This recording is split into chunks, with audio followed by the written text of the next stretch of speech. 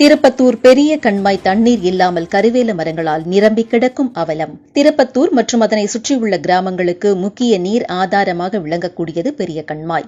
பாசன விஸ்தீரணம் 411.66 ஹெக்டேரும், கண்மாயின் கொள்ளளவு 60.84 மில்லியன் கன அடியும், கரையின் நீளம் 2520 மீட்டரும், 4 மடைகளும் 4 கழுங்குகளும் கொண்டது பெரிய கண்மாய். தமிழகத்தின் பெரிய கண்மாய்களில் இரண்டாவது பெரிய கண்மாய் நமது இந்த கண்மாய் என்று கூறப்படுகிறது. திண்டுக்கல் மாவட்டம் நத்தம் அருகே உள்ள கரந்தமலையில் உற்பத்தியாகும் பாலாற்றில் இருந்துதான் நத்தம் சிங்கம்புணரி வழியாக திருப்பத்தூர் பெரிய கண்மாய்க்கு தண்ணீர் வந்தடையும். இங்கிருந்து மணமேல்பட்டி, பட்டமங்கலம், கல்லல் வழியாக தொண்டிக்கடலை சென்றடையும்.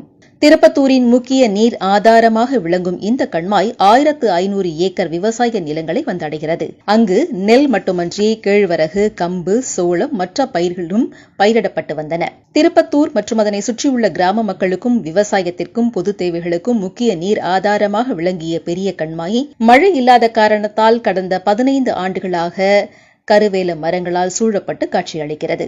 மழை இல்லாததால் பாலாற்றில் இருந்து தண்ணீர் வரவில்லை என்றாலும், மேலும் மழை பெய்தாலும் தண்ணீர் திருப்பத்தூர் பெரிய கண்மாயை அடைய முடியாத அளவிற்கு பல தடுப்புகளை பாலாறு வரும் வழியில் உருவாக்கி வைத்துள்ளதாகவும் கூறப்படுகிறது. உடனடியாக பெரிய கண்மாயை தூர்வாரி பாலாறு வரும் வழியில் உள்ள ஆக்கிரமிப்புகளையும் அனுமதி பெறாத தடுப்புகளையும் அகற்ற வேண்டும் என்பதே எதிர்பார்ப்பு.